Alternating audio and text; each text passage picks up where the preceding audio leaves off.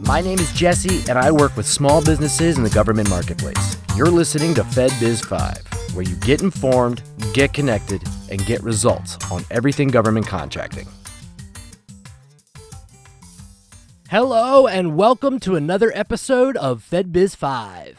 Be sure to check out our podcasts wherever podcasts are heard. We have Anthony Diattore back today to discuss open solicitations. Welcome back, Anthony. Thank you. Nice to be here.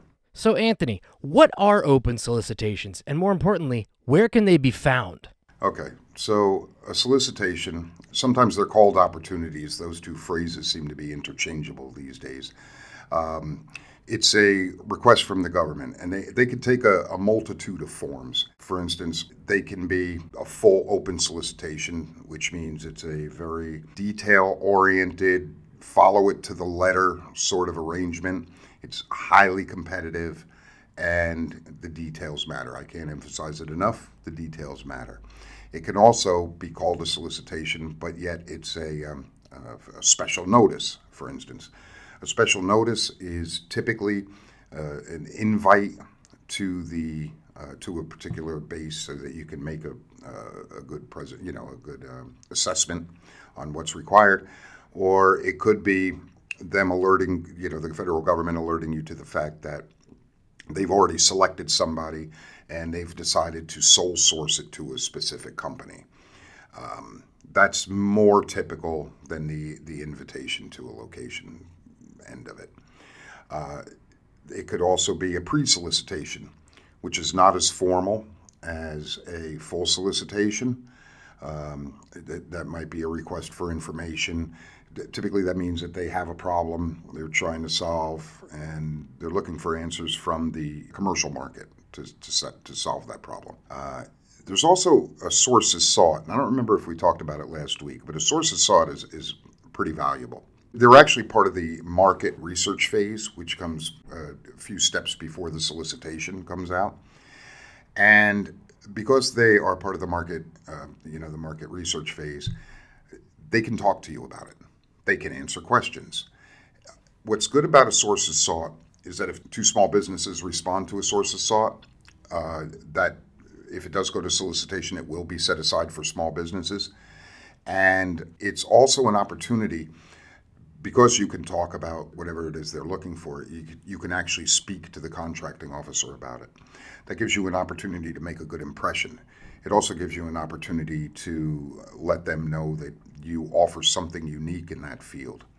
If you can offer something unique, well, that's very often how a sole source contract is generated. In other words, they like what you said so much, you impress them that what you provide is unique. Therefore, they're not even going to put it to bid. You get the contract. That's a pretty good thing to happen. Also, if they like your response, very often you could be instrumental in how that solicitation is written. So every once in a while, you'll read a solicitation and you'll say, man, that is oddly specific. Well, in all likelihood, somebody responded to a sources sought, they liked the answer, and ended up writing the solicitation for that company, really. At that point, it's theirs to lose, though you don't know that. So sources sought are very, very valuable, particularly if you are new to the industry, you don't have a bunch of past performance under your belt to really be able to be competitive in the full solicitation end of it. Is that clear? Absolutely, and I'm sure our listeners can agree. So since a solicitation can be as much as 100 pages plus, what can our listeners do to quickly determine whether or not to read it? Okay, so if it's a federal solicitation, if you open it up and, obviously you're not going to open it up unless the title of it appeals to you, right? So that has to speak to you. But once you open it up, the first thing you want to look at is what is it? In other words, is it a solicitation or a synopsis and solicitation? Is it the special notice? Is it the pre-solicitation? Is it the sources sought? But you want to know that right off the bat. So the first thing you look at is what is it? The next thing you want to look at it is when is it due? What's the due date? So when is it? If it's a full solicitation and you don't have 2 weeks, then you're starting to get at the line where you may not have time to respond to it. Oh, okay. The next thing you want to look at, is there a set-aside attached to it that does not speak to me? In other words, if it's a woman-owned business and I'm not a woman-owned business, well, stop, because it's not written for you, right? Like, there's no point in investing the time, and there is time, if you're already excluded because of the set-aside. The next thing is, where is it, right? Like, what's the place of performance? If you are a janitorial company and the solicitation is for janitorial services in Japan, and you're in Wisconsin, you probably can stop reading then, right? I believe so, yeah. You know what I mean? Like, if you're geographically excluded. Now, IT typically doesn't matter because most of that stuff can be done remotely. If it's going to be done remotely, obviously, then, that's less important. Now, if all four of those things line up, what is it? When is it?